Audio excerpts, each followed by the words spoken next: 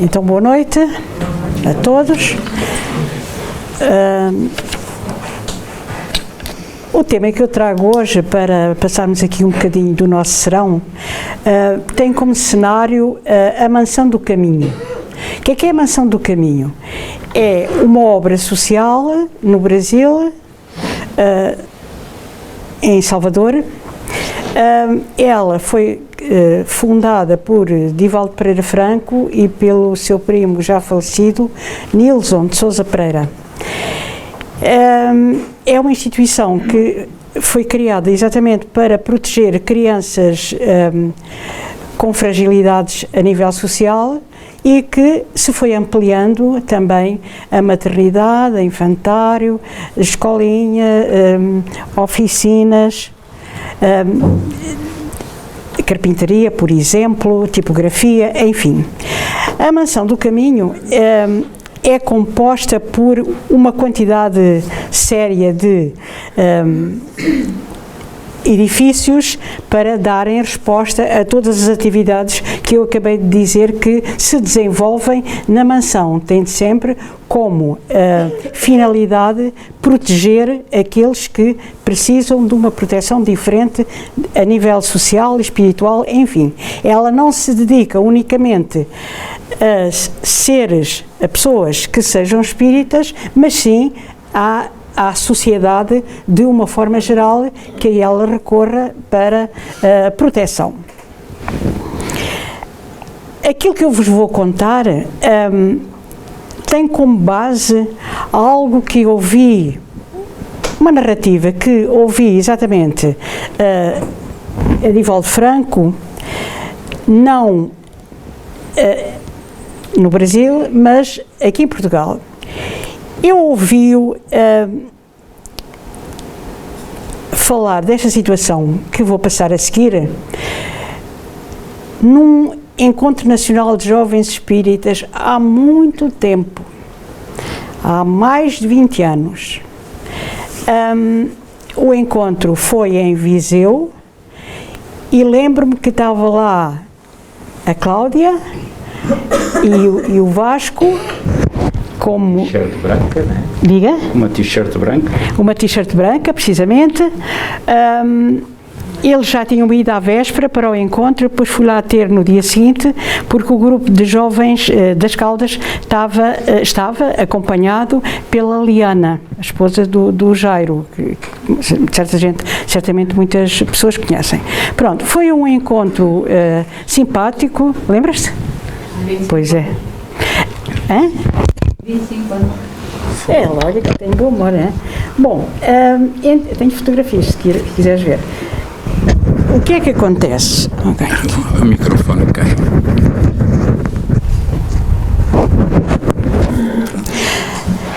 Na palestra de encerramento desse encontro, estava lá, aliás, teve todo o tempo, Divaldo Pereira Franco, de quem muito já temos ouvido falar, como orador, espírita, etc., autor de imensas obras, e ele estava ali para participar com os jovens naquele encontro. Quando foi o encerramento do encontro, ele contou uma situação muito curiosa que me encantou. E encantou-me de tal forma que, no fim do encerramento, portanto, da cerimónia, eu fui falar com ele e perguntei-lhe se ainda tinha lata para ir ter com as pessoas. É obra, hein? Agora já não fazia isto. Perguntei-lhe se aquilo que ele tinha contado estava em algum livro para que eu pudesse, de alguma forma, consultar e ficar com aquela narrativa que eu achei belíssima. Tocou-me. A verdade é que não, ele disse-me que não, ou pelo menos não se lembrava. Passa o tempo e, um dia destes, naqueles bocadinhos que eu ainda tenho alguma paciência para fazer alguma pesquisa, eu encontrei exatamente um extrato de um filme em que Divaldo conta aquela situação. Então, naquilo que eu vos vou contar, isto é só para enquadrarmos o tema. Acontece que este indivíduo tem a característica de não se calar nunca. Não era a primeira vez que eu o via pessoalmente, eu já tinha visto outra vez. Tinha-o visto no Congresso Mundial de Espiritismo, que ainda foi na antiga FIL. Na altura, o auditório era pequeno para os participantes e quem estava no auditório principal via diretamente a conferência que ele estava a apresentar. Quem não estava, estava noutras salas e via através de ecrã gigante. Já havia ecrã gigante, é bom. 1998. Diga? 1998. 1998. Então, eu nunca tinha visto esta alma. Estava a entrar mesmo no espiritismo. E ele falava, e quem percebesse alguma coisa de história universal lá para trás no tempo, as páginas santas já sabia o que é que ele ia dizer a seguir, porque aquilo era uma cadeia simpática de sabedoria. A determinada altura pensei, pá, este indivíduo tem que estar muito cansado. Então ele está ali a bater no discurso e não se cansa tanto tempo. Quando ele se calar, eu ia ir mesmo ao pé dele para ver o quanto ele está cansado. Foi fácil, apesar de lá estar muita gente, como eu passo num certo nível de estrutura, não é? Ia passando e rapidamente cheguei ao pé dele. Não, senhora, como se tivesse saído agora de casa para começar a fazer aquilo. Pronto. E esta é realmente a imagem que me fica desta pessoa. É de uma fluência que encanta. E que quase, bem, mete-nos no espaço. Bem, aquilo que ele contou lá em Viseu, então, no Enge, foi o modo como se deu a morte da mãe. Bem, neste cenário, encontramos então a mãe de Divaldo Franco, Dona Ana. Ele é filho de uma família numerosa, acho que é o mais novo, não é? Parece-me que sim. Esta senhora é a mãe de quem que ele contou o caso. Também dentro deste pequeno extrato que eu vou apresentar a seguir, encontramos Joana de Ângeles, que é a guia espiritual de Divaldo Franco, e que está muito associada à literatura que nós encontramos por aí, e ainda São Francisco de Assis. Francisco de Assis, pronto, era aquela bondade que nós conhecemos e que se dedicava exatamente à proteção dos animais. E vou-vos então passar aquilo que eu encontrei e que vou gostar de partilhar. Pronto. Ora, mais um, por favor. Isso. Não é preciso luz, mais baixa. Passados os anos, minha mãe é analfabeta. Eu passei a estudar. Em 1947, proferi a minha primeira palestra mediunizado pelo Espírito Humberto de Campos. Os anos transcorreram. Eu me tornei um filho que tomou conta dos pais idosos, que todos meus irmãos quase se casaram, menos eu e uma irmã. Eu os trouxe para o meu caminho. E minha mãe foi uma mulher extraordinária, meu pai morreu nos meus braços. Quando minha mãe completou 80 anos, espírita militante, eu ia para o Evangelho, o livro dos Espíritos, as obras de Joana de Ângeles. Ela sorria, e como às vezes tem palavras mais complexas, eu traduzia a melancolia. Eu dizia, quando a tristeza bate na porta do coração, e ela entendia e chorava. Quando ela completou 80 anos, ela perguntou assim, meu filho, pergunte aos Espíritos se já está perto de eu morrer. Eu lhe respondi, mãe, isso não é pergunta que se faz aos espíritos. E por que não? Porque eles não respondem. Isso é uma pergunta material. Mas se eu pedir para você fazer a pergunta, você faz? Eu disse, não senhora, eu não faço. Mas pergunte à irmã Joana de Ângeles, é a minha mentora espiritual. Aqui nós todos, mas é a amiga que me socorre. Pergunte a ela, eu digo, mãe, eu não vou perguntar. Baixinha, não é? Meu filho, você não vai perguntar, eu vou, sim senhora. E eu sabia que Joana não ia responder. Perguntei. Para minha surpresa, Joana disse, não está na hora. Eu digo, mãe, Joana falou que não é agora, não lhe avisei. Quando ela completou 85 anos, diz: meu filho, pergunte a Joana se já está perto. Eu disse: mãe, com 85 anos até já passou. Eu acho que a morte esqueceu. Pergunte. Mas por que a senhora quer saber?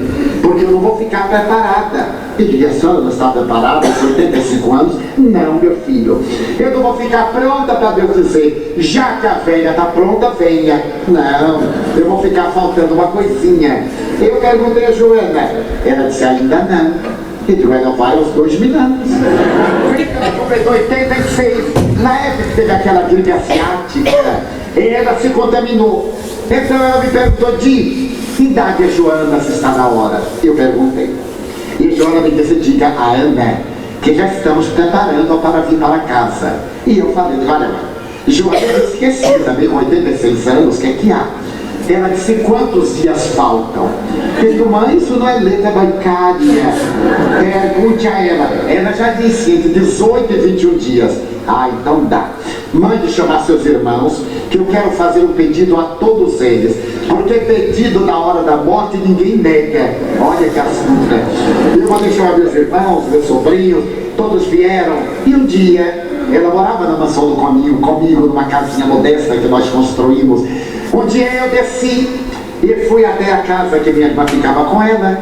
É uma comunidade que tem 46 edifícios. Quando eu cheguei, ela me olhou, minha mãe tinha 2 olhos verdes lindos. Ela me olhou e disse, me perguntando: meu filho, é hoje? Eu disse: mãe, eu não sei. Deixe de mentira. Mas não estou mentindo, está mentindo, é hoje. Mas como é que a senhora sabe? Meu filho, você nunca me visitou às 5 horas da manhã. Você veio se despedir, não foi? Eu disse: foi, senhora. Então sente aí que eu não estou sentindo nada. Você que veio despedir. Eu me sentei. Começamos a conversar. Ela estava entubada, é claro, muito debilitada. Conversamos. Ao meio-dia, ela fez um pré-coma. Às 3 da tarde, ela entrou em coma profundo. Às 5 horas, ela voltou, abriu os olhos verdes e me disse: meu filho, voltei para me dizer que ninguém morre. Muito obrigado, meu filho. O que você me disse é uma grande verdade. Ninguém morre. Seu pai, sua irmã, uma irmã suicida, que morreu em 1939, minha mãe morreu em 72. Naí ele está me pedindo: venha, mãe, para enxugar as minhas lágrimas. José, João, eu vou, meu filho, e voltarei. Eu me comovi, é claro. Eu voltarei, porque uma mãe nunca deixa seus filhos na orfandade. Eu não tinha pai, não tinha mãe, não tinha mais meus irmãos, todos haviam desencarnado. Eu disse: mãe, não volte. A senhora sofreu tanto. Não volte. Os espíritos me disseram que a senhora vai ser muito bem recebida. Vou voltar, meu filho. Eu vou voltar. Até logo. Virou-se para minha irmã e disse: não chore muito, para não dar mau exemplo. Nós somos espíritas. Até logo. Minha filha segurou a mão de minha irmã, que era muito nervosa. Segurou a minha. Minha irmã ficou assim: chore, chore à vontade. E então aquela ave de luz arrebentou as algemas de cristal. Eu via sair do corpo. E o espírito Joana de Ângeles recebeu-a. Ele disse: Ana, aí está o corpo. Quando ela estava na terra, ele contava muito a vida de São Francisco.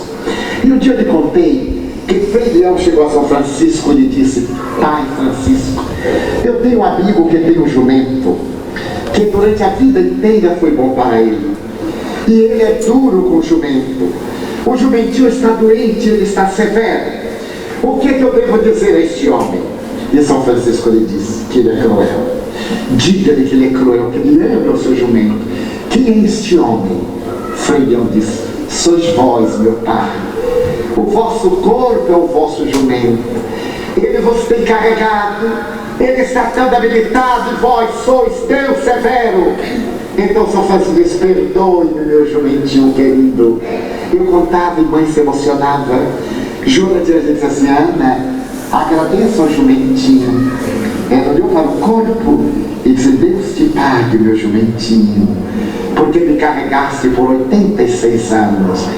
Então ela foi arrebatada. Eu chamei as crianças da mansão e mostrei-lhes o que é a vida. O que é a morte? A avózinha não está mais aí. E cerca de 9 dias depois, ele estava no Paraná, na cidade chamada Castro. Falava para uma multidão sobre a mortalidade da alma. Subitamente eu virei-me ela. Diga, meu filho, voltei. Como ele havia prometido. Ela estava vestida com o tecido que ele havia dado no meu primeiro salário. Um vestido de seda branca de flores azuis que minha irmã costurou. Olhe, meu filho, o vestido que você me deu. Eu me emocionei, ela disse, fale. Diga para eles que não existe a morte, que só a vida. E eu falei, e desde aquele dia, sempre que eu viajo, quando eu desperto pela manhã, ela me aparece e me pergunta, meu filho, você já orou? E eu digo, mãe, eu estou chegando agora. Ore, porque você vai viajar no carro do sol e não sabe se chega no crepúsculo.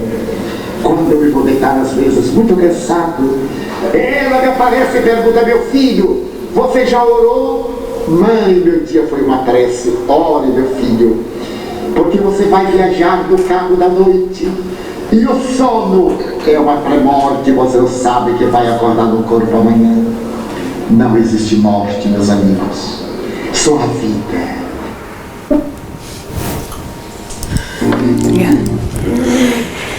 Bom, então temos que serenar, não é? Isto é encantador, não é?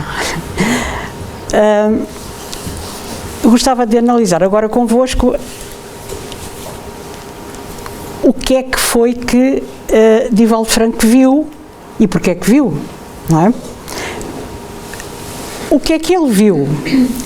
Ele viu o corpo espiritual da mãe abandonar o corpo físico pelo fenómeno da morte.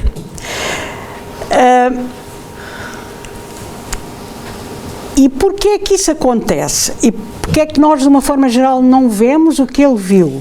Porque Divaldo Franco tem uma característica especial, que é comum a muitas das pessoas que estão aqui, dentro e fora deste auditório. Divaldo é médium. Médium é aquela pessoa, ser humano, que tem a faculdade de percepcionar alguma coisa do mundo espiritual que se passa à sua volta, tanto através da escrita, neste caso não se manifestou através da escrita, mas através da vidência, foi o que aconteceu com ele, através da audiência, enfim. Com Divaldo Franco, de algum modo, tem em si quase todos os tipos de mediunidade que Allan Kardec nos aponta no livro dos médiuns. E o que lhe permitiu, de facto, aceder a esta cena belíssima que nos encanta e que a gente já estava aqui o resto da noite a ouvir esta narrativa encantadora. Bom, e Divaldo tem, de facto, feito da sua mediunidade, dessa característica que Deus lhe deu, ferramenta para, de algum modo, espalhar pelo mundo aquilo que ele consegue percepcionar e que pode vir a confortar outros seres humanos que passam pela situação que ele passou ali e que viveu de uma forma fantasticamente humana. Não é? Que ele relata com toda a simplicidade, mas também com toda a profundidade que tem, que esta situação contém. Bom, Divaldo Franco nasceu no dia 5 de maio de 1927, quem quiser, portanto, saber mais sobre a vida dele, e difunde o espiritismo no Brasil e no mundo inteiro. Vimos também que Divaldo Franco tinha junto dele a sua guia espiritual, Joana de Ângeles. Já várias vezes temos abordado aqui a personalidade de Joana de Ângeles como mentora de Divaldo, embora também haja outros espíritos que se manifestam através dele, mas preponderantemente é de facto Joana que se serve da mediunidade de Divaldo Franco para espalhar a mensagem espírita. Bom, agora, podemos analisar algumas das situações que se passaram ali para além da encantadora história do burrinho. Foi o que me ficou, de facto, marcou-me, pronto, achei interessante. Porque a gente associa sempre o burro a um burro, não é? Mas, afinal de contas, pode ter outra leitura. Uma das coisas que... Carga, não é? Diga? É um burro de carga. Sim, é um burro de carga, exatamente. É um burro de carga que leva o espírito. Quando eu era muito jovem e morávamos na aldeia e toda a gente tinha um automóvel e a gente dizia à mãe: oh mãe, toda a gente tem um carro, o pai também havia de comprar um carro. O que nós mais precisamos é de uma carroça e de um burro. Olha, estragava-nos logo a caçada toda. Pronto. São às 4 patas. Diga? Tração às 4 patas. Tração às 4 patas. Deitava-nos logo abaixo. Jovens, queríamos um carro, como é evidente. E tivemos-lo. Bom, então, uma das coisas que nós podemos tirar dali é a idade com que essa senhora faleceu. A vida dela prolongou-se até aos 87 anos, não foi tão ali? Pronto. Então, é assim tão perceptível, parece que era uma questão de perguntar a Joana de Ângeles e ela lá ia dando a aproximação à data do falecimento. Será que há uma hora, um tempo? Os espíritos dizem que sim. E dizem-no, um calendário e um horário, não é? Dizem-no na questão 853 do Livro dos Espíritos. Pergunta Allan Kardec aos espíritos superiores: certas pessoas escapam a um perigo mortal para cair noutro. Parece que não podem escapar à morte. Há nisso fatalidade? Ao que os espíritos respondem: fatal, no verdadeiro sentido da palavra, só o instante da morte. Chegado a esse momento, de uma forma ou de outra, a ele não podeis furtar-vos. Daqui podemos depreender que, de facto, há um limite para temporal, de tempo, não é? Para a vida de cada um. Há pessoas que realmente, através dos mecanismos da reencarnação, e que não podemos agora estar aqui a aprofundar, reencarnam com um tempo de vida relativamente curto e desencarnam jovens, crianças, adultos na flor da vida, enfim. E há outras pessoas que têm uma vida bastante longa. Isso tem então a ver não com o acaso, mas sim com o programa reencarnatório que aquela pessoa traz para completar enquanto estiver no planeta. Então eu tenho um tempinho em que aquilo que programei do mundo espiritual para reencarnar, vou cumprir. Olhem que não. O plano mantém-se, o projeto mantém-se. O pior é que são raros aqueles que conseguem levar avante tudo aquilo que programaram para cada encarnação. Vão deixando para trás. É muito raro completar-se todo o projeto. Por isso, André Luiz explica na obra Missionários da Luz que aqueles que conseguem completar todo o projeto reencarnatório lhes chamam no mundo espiritual, por gracinha, os completistas. São tão raros, mas existem. Se aqui tiver algum completista, levanta o dedo. Bom, então, para além deste toque em relação ao tempo de vida, poderemos dizer, então e nunca falha, e já vamos, não há moratórias, já vamos ver como é que funciona, está bem? Pronto. O tempo é determinado, mas a gente lá dá a volta e a coisa nem sempre funciona da melhor forma. Verificamos então também ali que, naquele vídeo, que é focado o corpo físico e o corpo espiritual. O corpo físico foi aquele que ficou, não é? O corpo espiritual foi aquele que foi, de algum modo, amparado por Joana de Ângelis. Por uma questão de simplicidade, e embora nós aprendamos na doutrina espírita que o ser humano é formado do corpo espiritual, corpo físico e espírito, vamos unicamente, neste enquadramento, falar só do corpo e do espírito, entendendo que o corpo foi o que ficou e o espírito foi o que se elevou para um mundo diferente. Então, quem é que são os espíritos? O que é que são os espíritos, ao fim e ao cabo? E diz-nos Allan Kardec, os espíritos são os seres inteligentes da criação. Eles povoam o universo além do mundo material. Isto é, aquela senhora, enquanto estava viva, passa a expressão, era um ser humano, não é? Ao falecer, passou à categoria de espírito. Avançou para o mundo dos espíritos. Pronto. O espírito é dotado de inteligência e livre-arbítrio. Todos nós temos inteligência e temos a característica de perceber o que está bem e o que está mal e fazermos aquilo que entendemos. Ou seja, Deus não nos proíbe de errar ou acertar.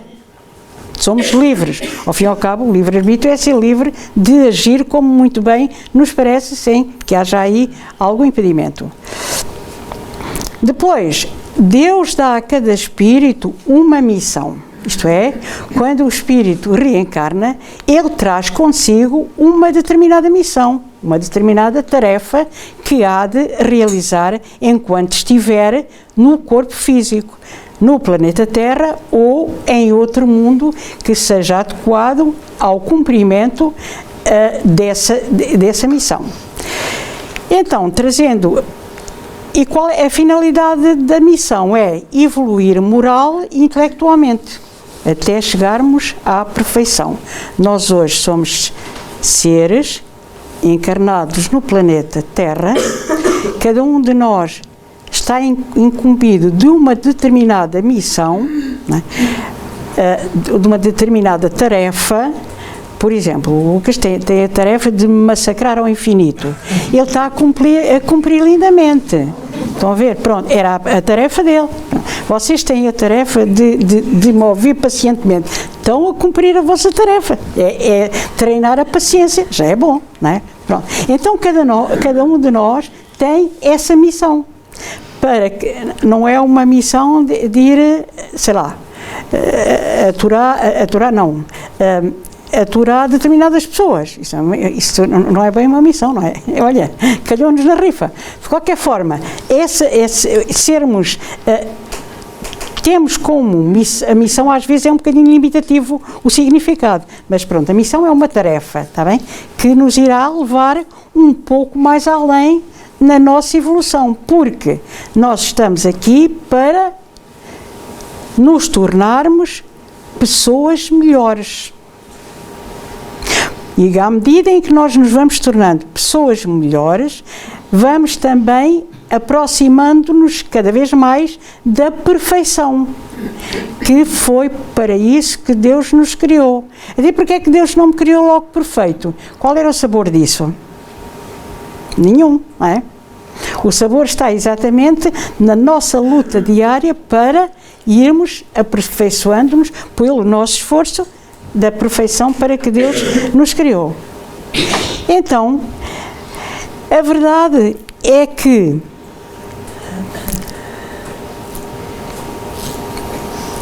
para que possamos evoluir, vamos ter que habitar um corpo, porque senão todos os espíritos estavam no mundo espiritual, era uma santa paz. Não, é que o espírito para evoluir precisa de um corpo, tal como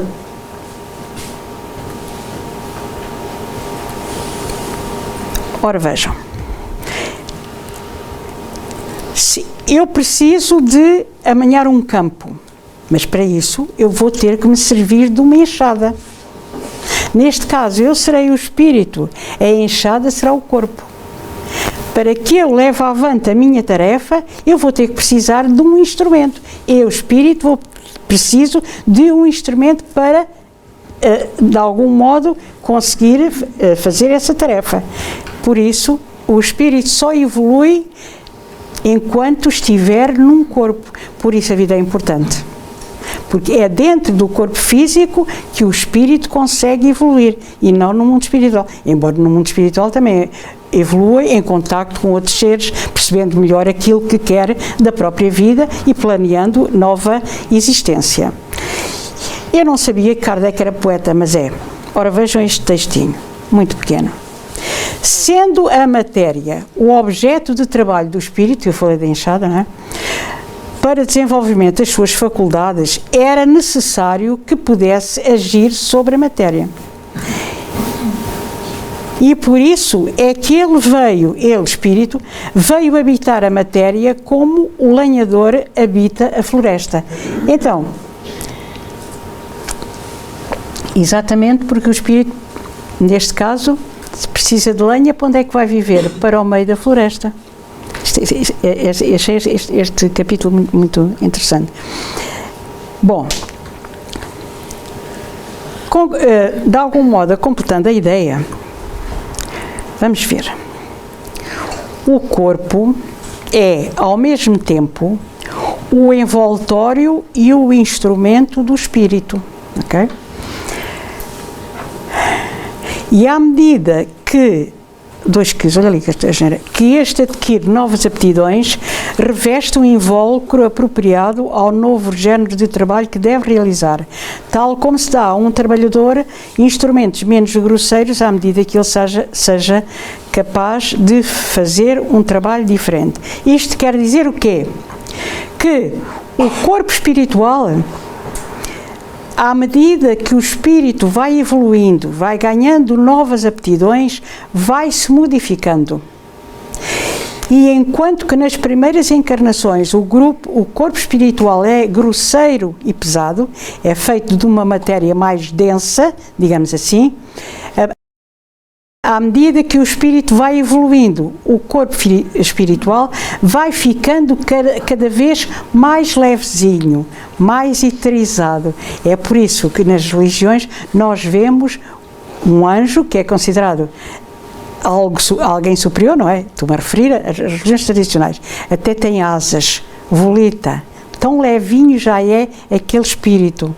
Portanto, o corpo espiritual fica cada vez mais leve, à medida que o espírito se esforça por se aproximar da perfeição.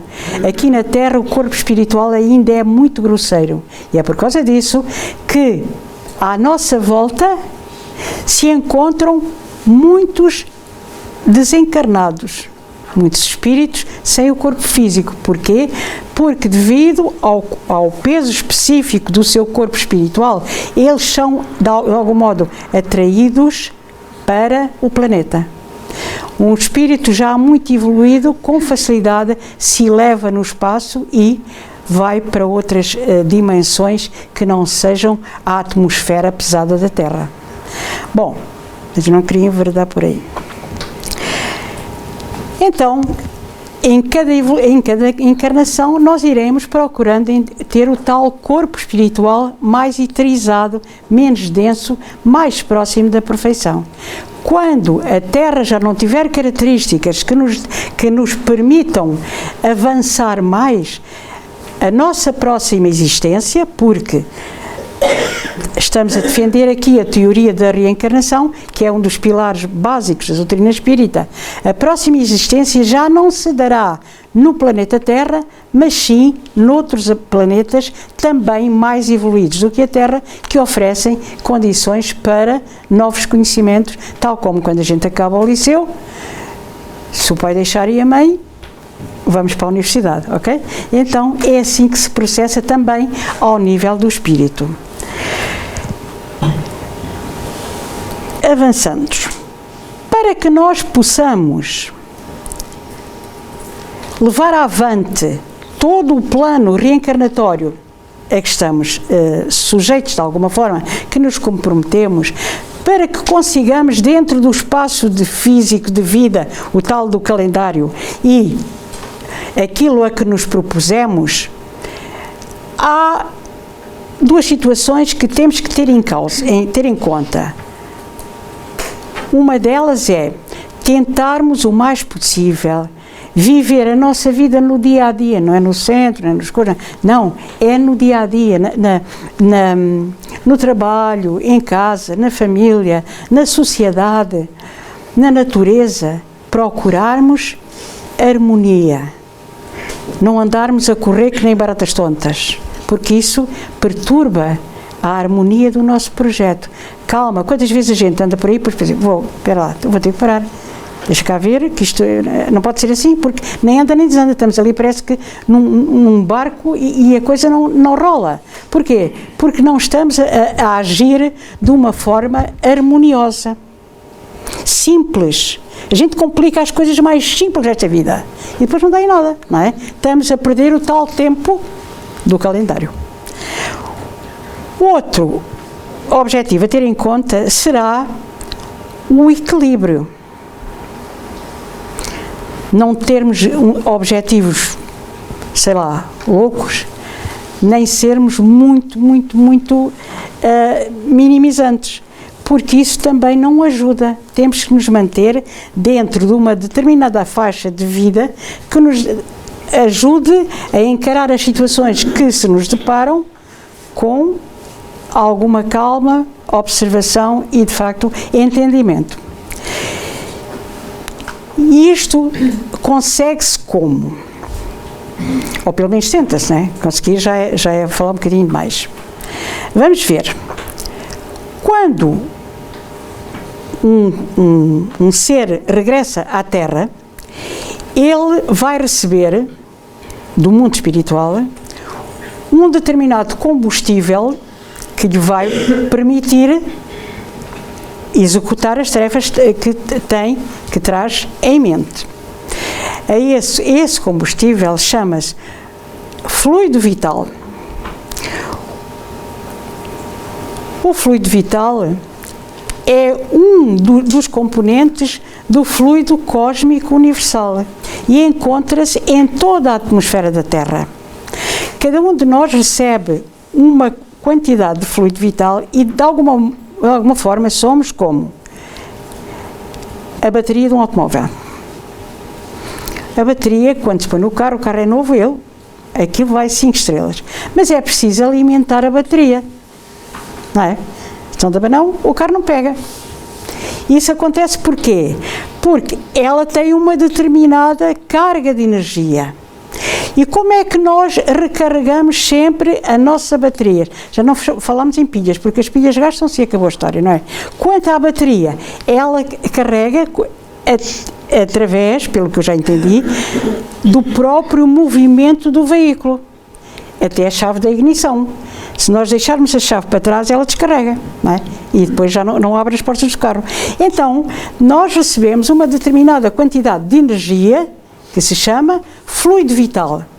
Ela é a necessária para nos alimentar para aquele projeto. Para isso vamos também que pôr esse nosso fluido vital em funcionamento, através da carga, através de quê? Da alimentação, do cuidado da saúde, enfim, ir equilibrando esse tal fluido que recebemos para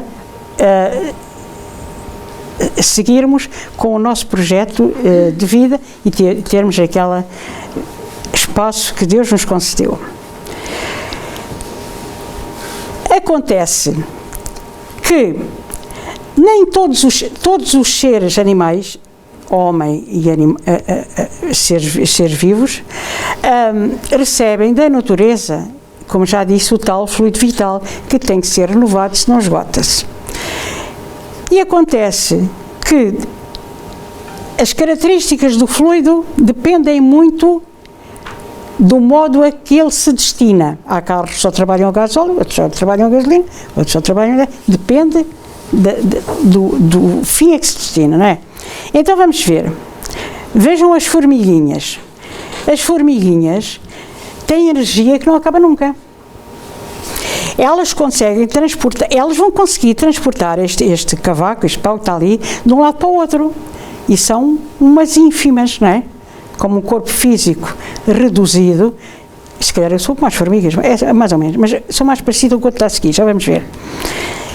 Receberam uma quantidade imensa de fluido vital, porque a finalidade delas é esta, ok? Agora vamos ver outro, e a gente agora já vai ver com o que é que nos comparamos mais. Que tal?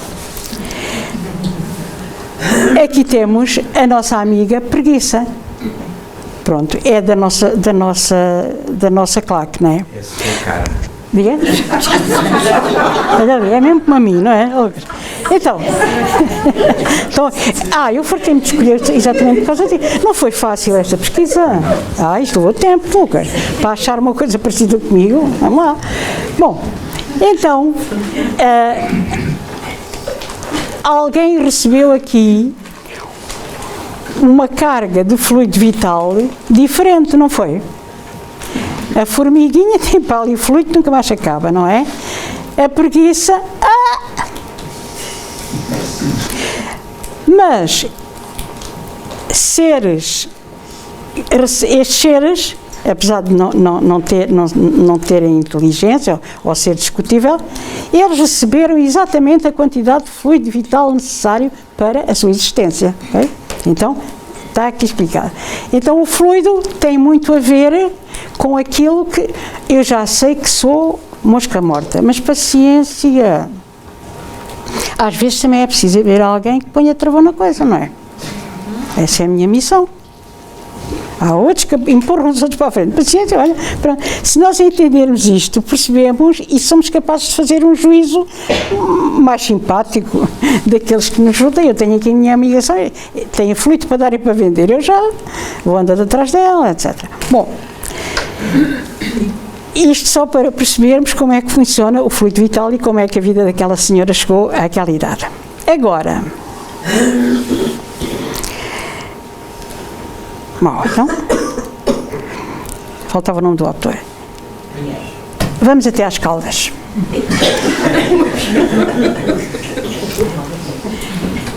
Espiritismo é cultura, não é? Então, temos aqui uma belíssima pintura de José Malhoa, que encontramos no Parque das Caldas de Rainha, dentro do museu, e que tem como título Festejando o São Martinho.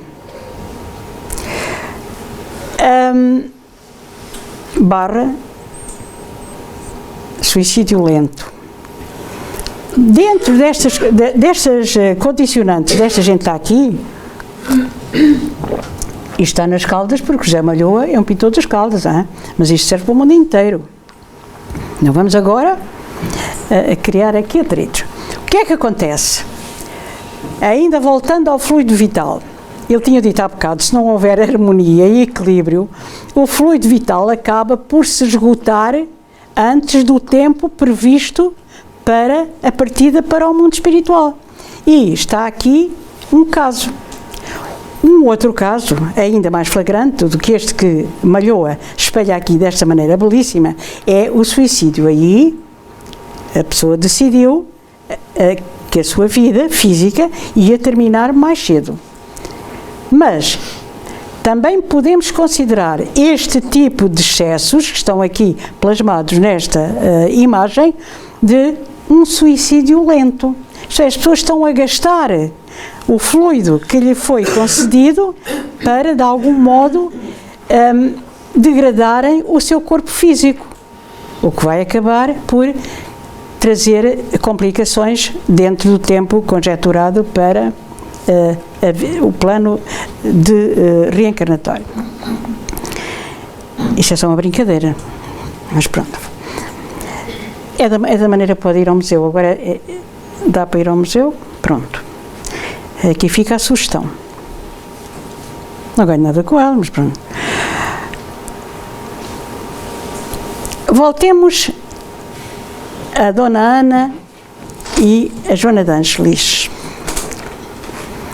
E aquilo que se passou com elas as duas no vídeo. Já estou quase a terminar. Vejamos. Diz Joana: Ana, aqui está o corpo. agradeça ao jumentinho. Divaldo Branco explicou, no vídeo que passou, que contava muitas vezes à mãe a história do jumentinho de Francisco de Assis, a quem, pelos vistos, um amigo de São Francisco lhe veio narrar que tinha um amigo que tratava mal do jumentinho. Afinal, o jumentinho acabou por dizer que era ele próprio, não é? Porque elas sabiam dessa história. Joana de Ângeles diz então à dona Ana: Ana, aqui está o corpo. Portanto, ali estava o corpo físico e aqui estava a dona Ana, espírito, certo? Tudo dentro do mesmo quadro. E a dona Ana dirige-se ao corpo e diz-lhe: Deus te pague, meu jumentinho, porque me carregaste por 86 anos. E, de facto, aquele jumentinho já estava também um bocadinho gasto, não é?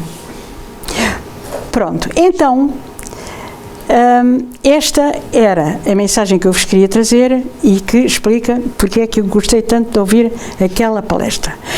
E agora dirão as pessoas que me estão a escutar: está bem, pronto, foi assim, acontece com ela, a gente já fica a saber que podemos considerar o nosso corpo um jumentinho a quem temos que tratar muito bem, ok? Vamos lá ver. O Divaldo contou à moda dele, agora eu vou contar a minha moda, vocês vão ter que se aguentar com o vocabulário e com a dicção. Bom, passou o tempo. Houve uma altura, já há muito tempo também, mas já estávamos aqui no centro, que eu tive que fazer uma pequena cirurgia e depois eu sou da freguesia, vivo na freguesia de Vidais. A cirurgia foi feita no Hospital das Caldas, mas depois, para tirar os pontos, eu tive que ir ao Centro de Saúde dos Vidais.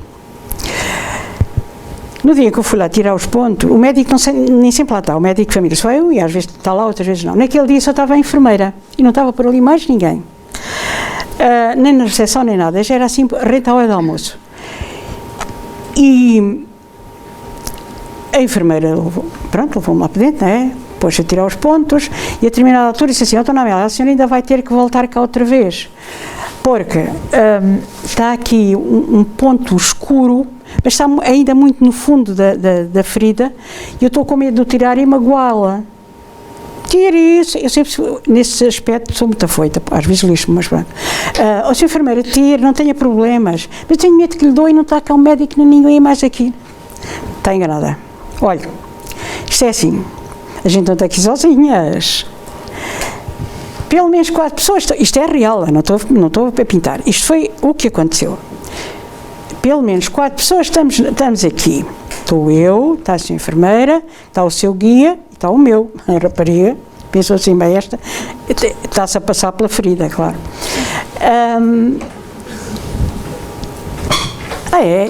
E eu, claro, achei o campo aberto, avancei, isto é como nas guerras, não é? Disse assim: olha, senhora enfermeira, nunca ouviu falar a história do burrinho de Francisco de Assis? Não. Quer que eu lhe conte? Vou-lhe contar, nem esperei que ela dissesse nem que sim, nem que não. Ela achou interessante, pronto, comedida, como é todo o pessoal de saúde, e ficou a história. Não contei isto a ninguém, isto também não tinha qualquer tipo de importância, conversa de centro de saúde. Por acaso, nesse dia, eu não contei a ninguém, hein? A ninguém. Agora ainda vem com o Lucas sempre, que ele faz o favor de servir de motorista. Naquela altura, não. Eu vinha sozinha no meu carro. Não é motorista. Não, então é do quê? Médium de transporte. Ai, médium de transporte. Não, é de médium de transporte, precisamente. Se eu tivesse vindo com ele, às vezes ainda podia dizer: olha, sabe o que é que se passou? Mas não aconteceu nada disso. Eu cheguei aqui ao centro, trazia a minha palestra, que não tinha nada a ver com burros, isto só foi hoje, não é? E a determinada altura, o cenário era exatamente o mesmo que se está a passar aqui. Auditório, eu e o meu parceiro da direita. E ele está sempre a escrevinhar, como vocês veem, não está? Às vezes escreve disparates, outras vezes nem tanto, depois o papel vai para o lixo. Bom, Eu já estava mesmo a terminar a palestra e olhei, deitei o olho ao que ele estava a escrever. Eu vi isto.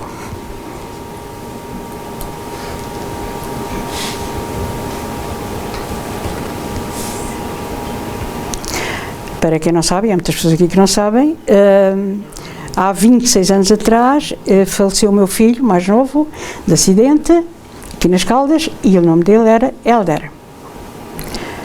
Agora, porque é que isto aconteceu? Vocês conseguem ler o que está aqui escrito? É melhor ler o que há pessoas.